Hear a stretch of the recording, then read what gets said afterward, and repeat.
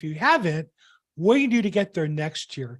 I'm Bill Gross, and this is the LA County Real Estate Investors Association podcast. We get together every week and talk about all things real estate related to investment. We've been doing this all year long for a couple years now. And today, unfortunately, my guests, I guess, aren't available. And so we're going to kind of do a year-end wrap-up and get a chance to share your victories and your losses and what your plans are for next year together as a group. I'm Bill Gross. I'm at Bill Gross EXP on social media, or the LAProbateExpert.com is my website. And we host this program every Tuesday at 3 p.m. We do it live on the YouTube and Facebook and LinkedIn, record as well. You can see it there afterwards. I just want to say before we get started, thank you to all of you. Those of you who are watching for the first time or joining for the first time, thank you for your support. Those who are regular, thank you so much for helping me build a business. We have over 1,500 subscribers in the YouTube channel. I really appreciate every one of you. We have 2,000 members in our Probate Experts Facebook group, Probate Experts Facebook group. It's been fantastic. And I think it's just been able to help me build a business and at the same time to enjoy what I'm doing along the way. And so thank you to all of you for participating and supporting our business. Normally we interview on here people who are vendors, investors, and I had two guys scheduled today. I'd actually interviewed them. And I just feel like this is a holiday time period where people kind of fall in and out. And I'll tell you what, from where I sit, it really shows you your commitment to your business. If you are here, great. You know, if you assigned yourself to be available this week for your family, then please hang up and go do that and come back and watch recorded. I have family time in my calendar and I have business time, and this week for me is a great time for business because things are a little slower paced. But I find it's a great time to go deeper in relationships. So what I mean by that is my business is primarily building referrals from professionals, primarily attorneys. And I find that attorneys are about half as available today as they were 2 weeks ago, let's say. But the ones that are available for deeper conversations. I have one that I've worked with for years, longtime personal friend as well as business. And he was available today. We had a nice talk about some, not just one deal, but perhaps some ways we can generate some additional business for both of us. And so I want to urge you, whatever you're doing business-wise, if you're supposed to be working this week, work this week. If you're not, don't. If you're supposed to be off because your kids are off, then be with them. But if you're going to be here working, put the time in, do the hard work, and I assure you it's a chance for you to be successful in a way you might otherwise be. Now, I see a hand up and a fancy graphic there. Sam Ertank, I'm not sure who you are or what you want, but let's see. Let's get you unmuted. How can we help you? What do you have going on? I hit your unmute button. I see your graphic. Cute. Hello. Hi. How are you? I have a question. Yes. Messi or Ronaldo? Personally, Messi. Messi or How about you? I would say Pele. Pele. Okay, very good. Okay, very fun. So obviously not part of a real estate dialogue here for most Americans, both Messi and Ronaldo are we would call soccer players, but for people from other countries we call football players. You might know Lionel Messi for Argentina won the World Cup. Fantastic game. And I'm not really a big soccer fan or football fan, as they would say. But what I would say is that when you watch sports, any sports at the highest level, it's an amazing experience. And I want to say watching that final of the World Cup, just the level of competition, the intensity of it was absolutely amazing. So definitely worth watching. If you haven't seen it, I'd say watch it on YouTube on replay. I don't know it's worth watching 3 hours worth, but anyhow. Okay, and Direxo, I don't know who you are, but we don't have a name there. So I'm not going to call anybody who I don't know who you are. If I have your full name, if you're not a registered guest, you're welcome to put questions in the chat box if you want, but I'm not going to play Zoom games with anybody here today. I'm a little past that. You're on the wrong Zoom. If you want a Zoom bomb, go find somebody else. So here's what I want to say. At the end of the year, this time for me, where we do my business plan, both reviewing what I did last year and going forward. And I just want to share with you kind of some high-level points, not to brag or to challenge you, but more to offer you an opportunity to think about your own business the same way. So the first thing is you've got to review what you accomplished in last year. where were you a year ago and where are you today, and what's the difference been? And so I can tell you that a year ago for me, I made a commitment a little over a year ago to move my lead generation from going in person to court to online marketing, and primarily through YouTube using educational video. That was a choice I made. Not because I have a face for video, not because I wanted to be an influencer, because I wanted to educate people. I want to have the chance to work with people who respect me and appreciate and value me, not just because I was the fastest to email or the fastest to call them or the fastest to send out a postcard. I really wanted to distinguish myself on the basis of my knowledge. And so I wanted to compete in that space. And of course, with COVID, I used to go to court every day, and COVID closed the courts down. If you remember, a year ago, it seemed like it was being reclosed again, or for the third time, or whatever it was. Who knew if ever we're going to have in-person meetings again a year ago? And so a year and a half ago, I had launched my YouTube channel, and a year ago I had about 500 subscribers, and I have over 1,500. Today, I average over 30 hours a day, 7 days a week of people watching my video, including live streams like this. And I'm not saying it to brag, I'm saying it to challenge you to what's possible in your niche as well. That, if the goal is to influence people, to inspire people, to help people, what better way than to use a video where they can use it when you're not available? I don't work generally after 5 p.m. I work Monday through Friday. I take half a day on Friday and work instead half a day on Sunday. But people can benefit from my knowledge, experience, and being influenced by my video any time of the week. So that was one big change. The second change I made was we tried to upgrade our podcast from a year ago. I had been doing live streaming Probate Weekly, my probate call, and this call. And I will say, it's gotten more challenging to get people to attend calls. We've pushed more people to the YouTube than the live Zoom, figuring the people who want to have a relationship with me can jump into the Zoom call, and the people who don't are just happy watching the video as entertainment, fit more on the YouTube channel. And that's worked out well. I think both channels have done well. It's helped support the YouTube, which has been great. By the way, if you like what we have, like the video. If you want more of that content, subscribe to it. But that was a conscious choice a year ago that I made. Another conscious choice was building up a Facebook group of my own. And so I've built out, starting last year, probate experts. And we have over 2,000 members of people who are interested in the probate space in that group. So those are the primary accomplishments. In the last year, I sold over $15,000 worth of, $15 million worth of real estate. 15,000 would be a disaster. $15 million worth of real estate. I've built out my real estate team. I started last year with 6 direct producing agents. Today I have 10, and I have a total of 31 overall. So I've been building my business as well. And I think that one of the key things of business is it's not about building multiple streams of income. I think it's about building multiple legs of the same table. And so for me, the different legs of income have to support the primary business. Everything has to point to helping people who want to invest in property or sell a house. And so I could generate some income as coaching. I've generated income as building my team. I've generated some residual income on some of the things I'm doing. But they all result from me helping more people sell houses and more people invest in property. And that's the lesson I've learned over the last couple of years, is make sure that it's one thing to do multiple things, but I want 1 + 1 to equal 3 because they work together, not 1 + 1 + 1 to get to 3. That's more work. So that's kind of my year in review. And then going forward, what changes do we plan to make?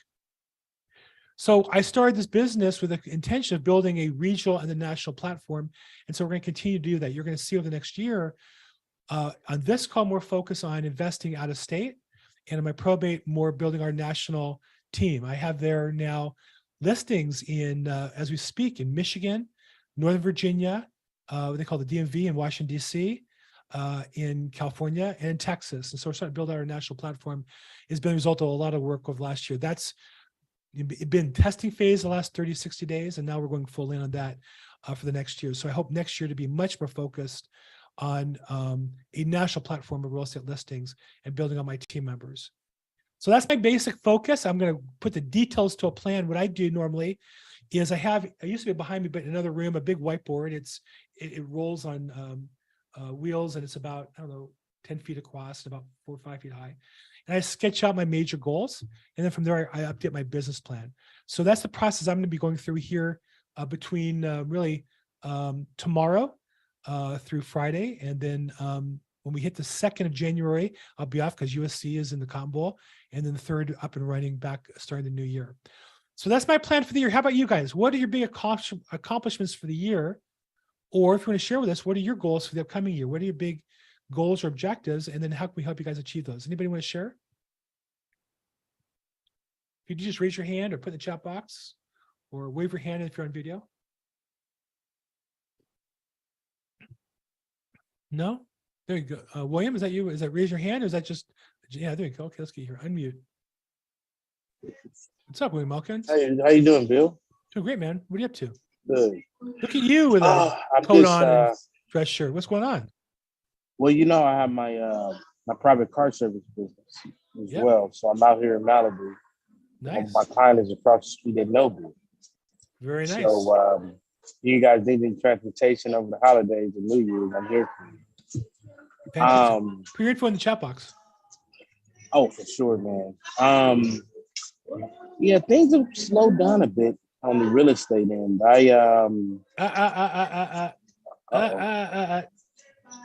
Maybe it's so done for you. Well, for me, okay, yeah, for me. Just own that. Because here's what I tell you guys. I'm gonna challenge anybody who wants to say the market slowed. Here's the proof.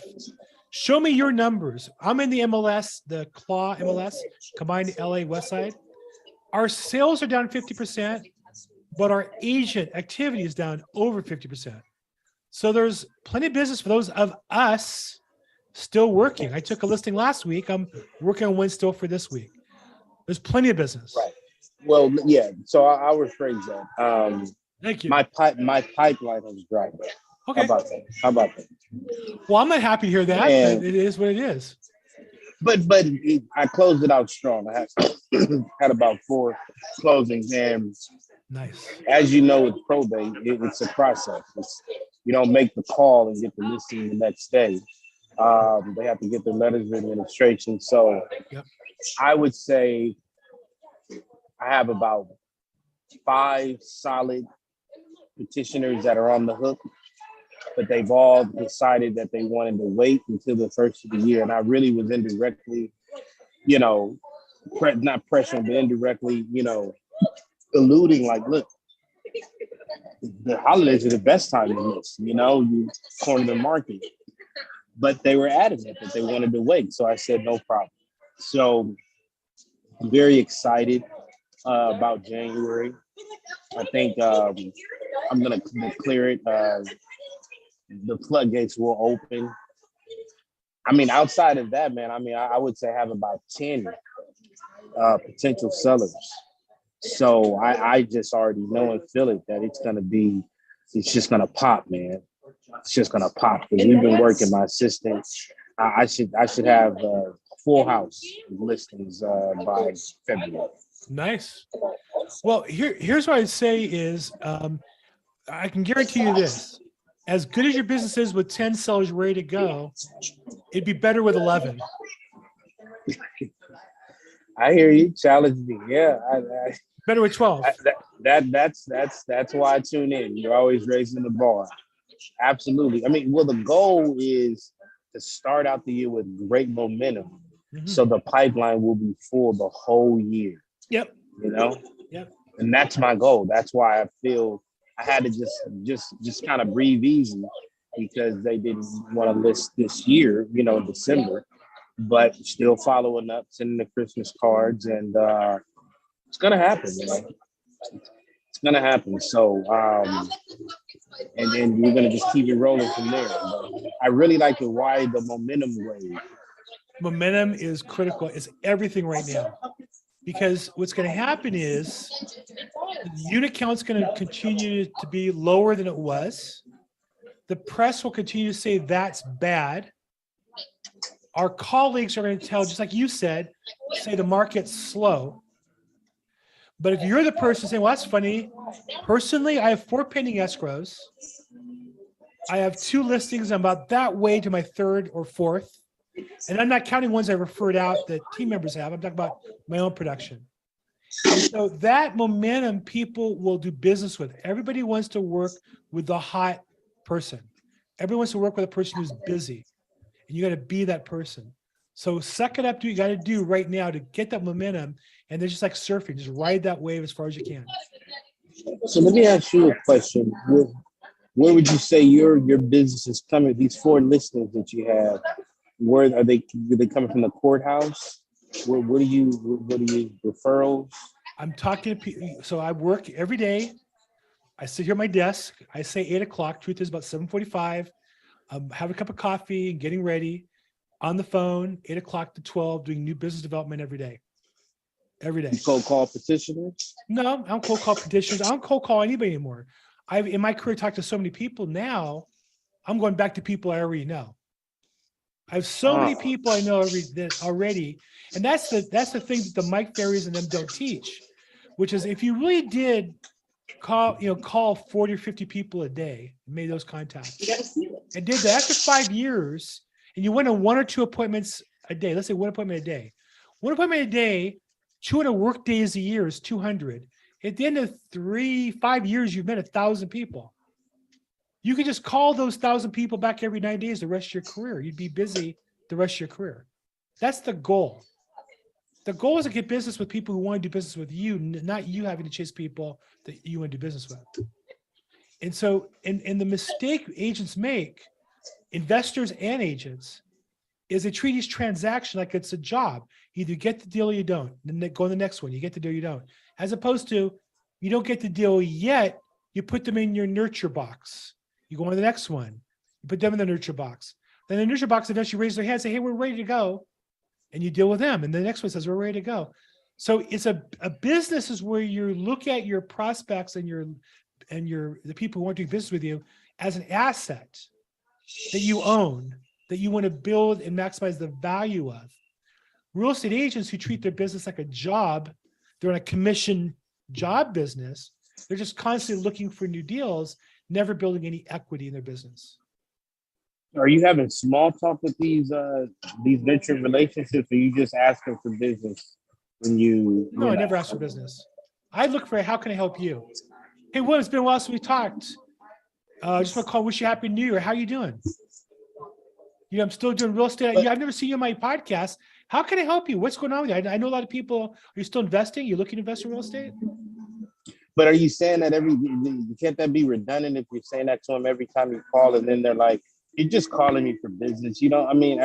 I've never heard that. Okay. Because I come from that spot. I think if you are really asking them, and that's your script, is to act like you're calling to help them. Yeah, it comes across as salesy. Nobody likes that. Here's what I know. My first coach was Zig Ziglar. I've said this a million times. You probably heard me say it. You can have anything you want in life if you help enough other people get what they want. So I don't worry about where they get the listing of the contract. And I get plenty of listings and contracts. Of course I could use more. Of course, coaches say, but Bill, you could do more. Okay. But I'm enjoying what I do too. That's at 63 years old, that's important to me also. That I feel good about who I am, that I'm proud of who I am, that I enjoy the process. It's not drudgery. It's not hard for me to go to work every day. I love what I do. I'm calling people like you, offering to help you.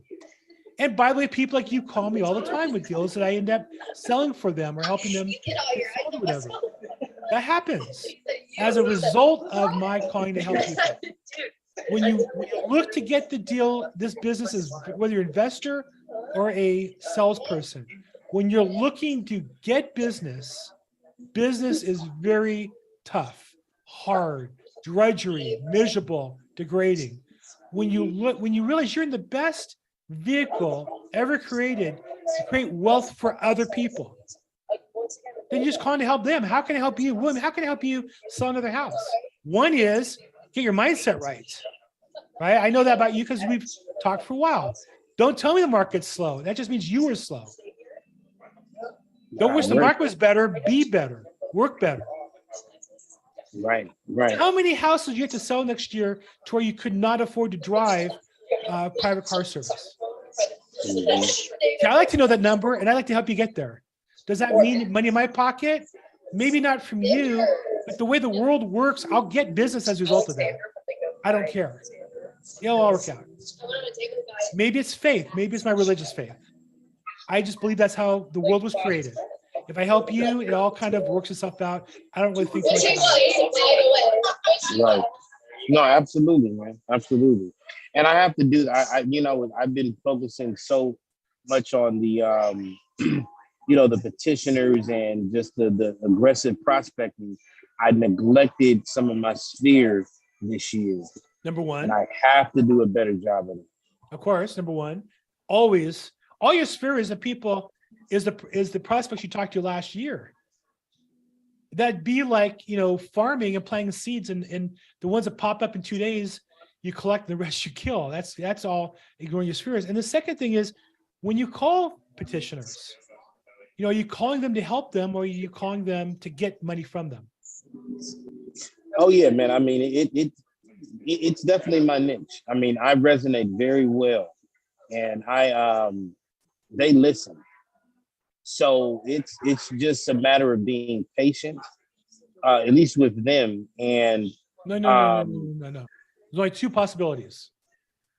It all comes down to one of two things: talk to more people, or be more effective with the people you talk to. All marketing comes down to those two things. So either you need to talk to more, make more phone calls. I don't know. I'm not looking at your numbers. Or second, when you talk to people, you got to be more effective. We talked this morning on the probate call for Chad Corbett I was hosting. We have a guy who in less than 3 months of starting marketing probate, just started mailing out letters and getting phone calls, just put his website up, got an inbound phone call for somebody with a whole portfolio of properties to probate that he's going to sell for them. Yeah, I know. That's why I love it. That's why I love probate. It wasn't because of the phone calling. It wasn't because of the mailing. It wasn't because of the website. It's because he did all those things so that when somebody raised their hand and said, "I need help," he was able to help them. You got to focus on you being better, then the business will come and be better for you. Absolutely. Okay, I still don't see Ken. I don't see you or Brad. If you're there, please reach out for the chat box. I can have you waiting, but I don't see you. Anything else I can help you with, William? No, that's good, man. I appreciate it, bro. Joy Nobu in Malibu, and put your contact info if someone wants to use your service, okay? Absolutely. Thanks, man. Good. Okay, there we go. Other than Zoom bombers, any questions, challenges, problems?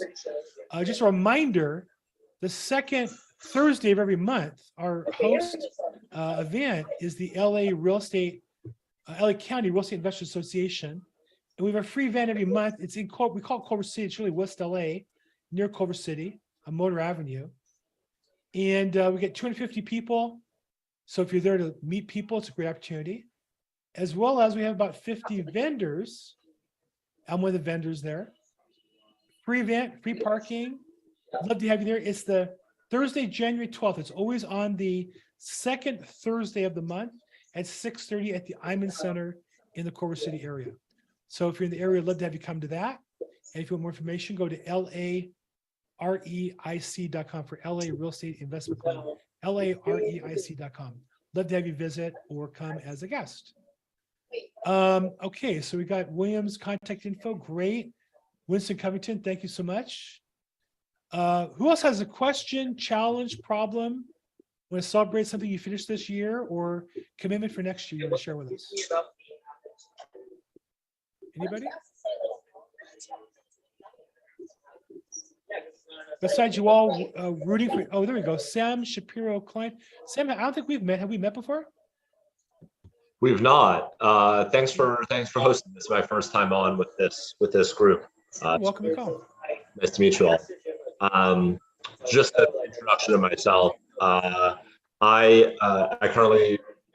based on the west side of Los Angeles in Sawtell. I'm looking at doing my first transaction as an investor. I'm specifically looking at flipping a condo on the west side as well.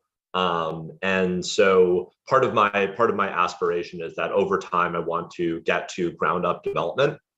And so my goal is with this project to essentially manage construction and manage the process to a completed flip.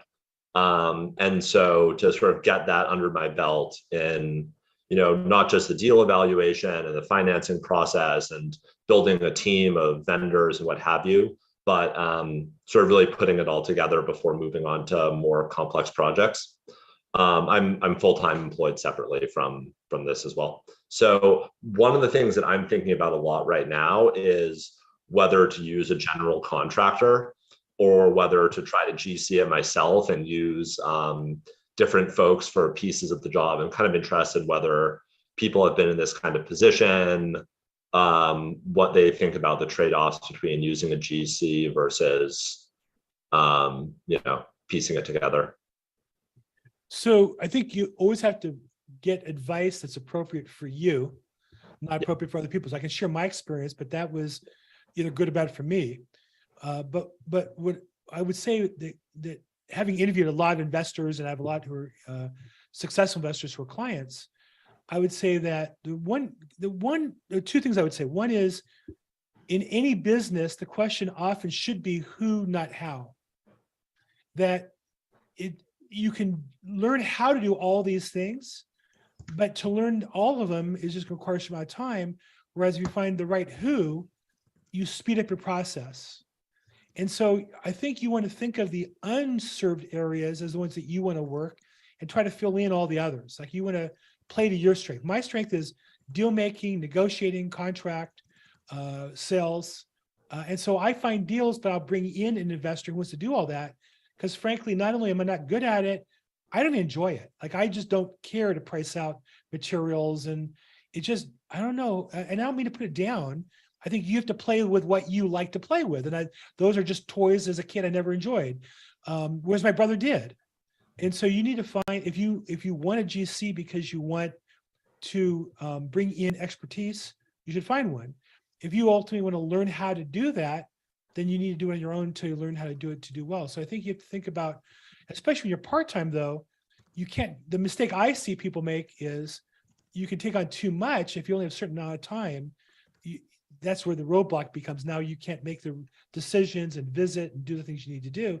You have to delegate more than somebody who's at it full-time. Personally, I'm not employed full-time. I run my own business full-time, but I think of myself as too busy to oversee a construction project. And I have a little more experience than you do at it. So I would never think of doing it without a GC because I don't want to get those phone calls. The guy didn't show up. He showed up. He has a major question. You got to drive by and look at it. I just don't have the time to deal with that because I do have a full-time, business that I run. Even though I'm the boss, I could take off if I wanted to. So I would say, make sure you do a proper self-assessment, and you want to always look to work with great people. Don't work with somebody just because they're a GC. Work with somebody who's a great GC who's going to add to your experience if that's what you want. But make sure if you're not able to do it yourself, find somebody who's really great. Otherwise, you're going to end up with a problem on your hands, I think. Yeah, it's kind of part of the thought process for me is if managing the renovation at a level of detail, right, is part of the goal for me, then how much am I extricating myself from the process by using a GC versus do I really just have to? Because should I use one but be involved because I do have 6 hours of meetings in many days, and I'm not able to drop things to show up because a vendor didn't show up, right? And some contractors are going to drive you crazy because when you're available, they're not. And some don't want somebody looking over their shoulder. They want to run things on their own. So you have to not just find a GC, you have to find the right one that's going to work with you if you're going to work that way, right? That's a challenge too. So I would have said to you, it's hard to find the right person, but I would say in the last few months, it's gotten a lot easier. I've seen more contractors raise their hands saying they're looking for work. I'll say this, the really good ones are really busy. Anybody tells you they're not busy right now, it's because they're not committed to the business. Appraisers, the really good ones are very busy. The average ones have a lot of time in their hands. So just be careful if somebody is available. You still want to chase down somebody and make sure they're really, really good. You don't want to settle because they're available. Because a lot of people who this market, what's the saying? When the tide goes out, you'll see who's what's beneath the surface. And I think that's true in this business too. That people who got business last year or two and survived because the market was so simple. Now the cracks in their business are coming through. So just be careful. But I also would say to you, great event for you. You're on Sawtell. You can almost walk to this event on Motor Avenue. I live near you. I live in Pico Robertson myself. So it's a great event. I've met there several contractors personally. None that I work with because I have a pretty full Rolodex of people I work with. But I would say a good chance for you to meet people becoming the event on the 12th. Yeah, absolutely. Yeah, definitely. It's interesting to be opportunity to go there, meet some people in person. Yeah, and it's free. So if you do go there, come up and say hi, okay? Yeah, we'll do. Great. Well, Happy New Year, Sam. Thanks for joining in. Yeah, thank you. 7 years. Okay. Other questions? Any private car service? No, I think we're I see a bunch of friends here on the call. Jess, nice to see you. Happy New Year. Oh, Sharuz. Okay, so Sharuz, I don't think I know you by your first name. If you want to put it in the chat box what your question is, or if I know you, you can probably chat to me directly. But we just have a couple of Zoom bombers on here, and rather than run the risk of them coming back in and being smarter than me, I'm not going to recognize you unless I recognize your name. So, but feel free to put your name in the chat box. Be glad to bring you into the conversation. Love it to be personal. Okay, any other? For those who don't know, the Zoom bomb, there's people who just love to play whatever it is, game it is, fool the moderator on the Zoom call. And Shrew's took his or her hand down, their hand down. So, okay, I'll say the questions. Anybody have any big plans for the new year you want to share? Any big business plans? Any big events? Any big milestones you're going to hear by the end of the year that you're celebrating? No? I personally, I'm with eXp Realty, and we have our convention where they just announced the dates in Orlando. I just registered for that. That's in May. We're excited about that. No, not seeing any. Okay, hey, we'll wrap up early today. I'm available. If you have questions, text me, email me. Be glad to answer questions if I can. Here you go, Sharuz. First time here, found the info meetup and OC. Have 2 properties interested to get more experience from other folks in investment properties. Sharuz, glad to have you join us. Do you have how did you find the call, and do you have any particular question I can help you with? And I get some people a little bit shy and don't want to put their full name out, but you can also in the chat box send it to everybody, put it to me personally, and that way not everybody will see the information. And I see Jack. By the way, for those who don't know, Jack Lapidus yesterday was the Jack Smith's holiday. Is it the proper pronunciation, Jack? Jack Smith's? That's to mute. There you go. There we go. Jackmas. Jackmas. Which it's actually really funny because it's a running joke. It's been going on in my family forever because my birthday is the day after Christmas, and so it's Jackmas. And I tell people this, and people will post to me or text me or whatever, and they'll wish me a happy Jackmas. Jackmas is a play on Christmas, which is spelled Christmas,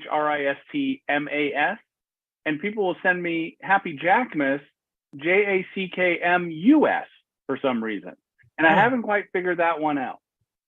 Anyway, I'm always fascinated by what day of the week Christmas and New Year's falls and how that may or may not affect business. And I know, Bill, you are business 25/8, 368 days a year. So it doesn't affect you in any way, shape, or form. But do you have any thoughts on the fact that they fall on a weekend this year, and if that changes people's mentality, or versus it falling on a Thursday when everyone gets a 4.5-day weekend and things like that? By the way, I love Thursday Christmas and Thursday New Year's. In 2 years, I'll let the people who make the calendar know that. Maybe they can make an adjustment for you, knowing that you're. That would be great if we could do that every year. I'd really appreciate it. I'll put that request. It's like Thanksgiving. It's like having 3 Thanksgivings in 1 year. You do know that the history of Christmas, it was not originally in December. If you look at the history of Christmas, originally it was the idea that Jesus was born on the same day that he passed. He passed on whatever it was, a week before Easter. I don't know the exact timing on that side of it, but before Easter. And so that was when the original birth of Jesus was celebrated. And then in December, because the 21st is the winter solstice, which people who are pagans would celebrate, people who worship the sun and the moon and the relationship between them. December 21st is the shortest day of the year. It's the year that the earth is furthest from the sun. That people who were pagans would go out and get drunk and party. And so in order to because they need an excuse to do that. a holiday, I'm sorry? Because they need an excuse to do that. Well, yeah, exactly. So they moved the holiday to December to kind of take advantage of that holiday period and kind of put the two together. And that's lasted now. I think it was Pope Gregory, I think that did that, but it was like 800 years ago. So, but anyhow, so originally it was December 21st. So they could have made it on a Thursday. They could have made it the fourth Thursday of December. And had they known your preference, maybe they would have taken that into effect, but I don't think they knew that. Yes, Emperor Constantine, correct. So you know how they say that if you have 4 Jews in a room, you have 5 opinions? Mm-hmm. It's the same thing with how Christmas ended up on December 25th, because I literally searched out all the videos I could find on why is Christmas on December 25th. Mm-hmm. And there are at least 7 to 8 different explanations that all contradict with each other. And, it's all kinds of different reasons, some of them being scientific, some being religious. I heard the one you just said. I've heard ones where it's related to some other kind of holiday or whatever, but it's interesting that it's such a big thing and no one necessarily knows the right answer. Well, that history is written by whoever controls the press. So it stands to reason they could tell us what they want. I don't think that the church would want to say we had to move the most important religious holiday to coincide for marketing purposes to cover up a pagan holiday. It doesn't sound like something the church is going to record admitting to. But Bill, I'm going to do some work for you. Sharuz, this meeting is every Tuesday at 3 p.m. on Zoom and on YouTube at the same link that you click to get here. Normally there is a guest speaker or speakers. And in December, Bill's been about 50% having the speakers actually show up. I've actually been a speaker once, and I have the mug to prove it. And so it's every week, and usually the agenda is the speaker speaks for a while, and then people ask them questions. And this is the between Christmas and New Year's free form meeting, apparently. Wasn't planned that way. I did have a speaker, and I confirmed. I have a calendar. Sounded like you had 2 people who were supposed to come. 2, right? Exactly. So that's how it goes. Now, Flynn and Brooks put in a quote from Jeremiah, and I want to say something I've been working on for next year. I haven't really announced it, but I guess I use this to publicly announce it. So I'm launching a new live stream, more of a personal pet project called. I guess the title's not finalized yet, and my assistant's on the call. We talked about it in broad strokes, but we're getting ready to finalize it. Business Secrets of the Bible. And as somebody in my life who went from being non-religious to religious, but my path as a religious Jew is through friends who are Christian, who encouraged me to pursue my spiritual faith. And that's where I ended up being Jewish. I was born Jewish, but not religious. And so unlike most, let me rephrase it. I believe I'm one of the most knowledgeable Jews on the subject of Christianity. And more importantly, on the empowerment and this positiveness of the book and the material and the faith. And so I feel comfortable sharing. I have a colleague who's a former pastor. He's now a real estate agent. And so we together are going to do this class. And I was inspired by Sean Cannell, who runs a YouTube group called Think Media. And he did a YouTube on like 5 different lessons from the Bible. And I thought, well, I could do that. I may not have all the YouTube skills he has, but I feel like I have the knowledge of that material to share with people. So not sure what the point of your sharing those are. And I'm not against it. I just think it's really important that we make sure that we make whatever we have accessible to people to inspire people. And I think whether you're Jewish or Christian, there's plenty in both the Old Testament, as we Jews would call that part, or the New Testament. There's plenty there for all of us to learn from as a great book of inspiration and growth and faith, especially I think in what can be difficult times. We're coming out of this COVID period. I don't know necessarily that times are going to be better. They're going to be different. I think that if your faith is stronger, they'll be better. If your faith is waning and falls apart, it's going to be challenging. And so my goal is to create some content that will help give people who have faith some strength, and those people who don't have faith a chance to explore what might be an opportunity for them to grow and improve. So stay tuned for business lessons from the Bible. It's going to be, I believe, on Mondays, 5 p.m. Pacific, 8 p.m. Eastern time, and we'll live stream that and record that and stuff. So stay tuned for that. But kind of out of the business day, because it's not really, for me, really business. It's more of a personal passion project. Okay, but thank you for your work there, Jack. Do I owe you like for the hour or something, or the I'll send you a bill. So not your hourly rate for promoting my podcast? That's not quite as valuable. Okay, and I don't see, on the chat, private lender, Rick Brand's a private lender. Okay, Rick, glad to have you on the call as well. Any last questions here? We are at 3:47 p.m., so I think we're gonna wrap it up. Unless somebody has any burning desires, questions. I don't see anything in here. Happy holidays, Sharuz. Thank you for joining us. Jack, hey Jack, what are you doing with where's your thing with your Apple equipment? Did you put that in the chat box? Are you still doing that? There we go. Yeah, I am still doing it. I didn't see a lot of faces here, so I didn't bother putting in the chat. I actually had 4 MacBooks and 5 iPhones stolen a couple weeks ago. Ooh, that's no good. So I'm building back up to. I just got one yesterday. Nice. I got one. I have another one in the back there, but yeah, I was really bummed. I had a bunch of things stolen. They were long story. They were stolen out of a friend's garage. That's so fun. Okay. Yeah. Well, anyhow, so you have older used Apple product. Jack collects them and can be a great source for you to donate and make sure they get put to good use. And otherwise, we want to support what he does. So, Jack, thank you for your time today. Everybody else, William, thank you for being on the call today. I'm Bill Gross. We do this every Tuesday, 3 p.m. Pacific time. We do it 6 p.m. Eastern. It's also live streamed and recorded.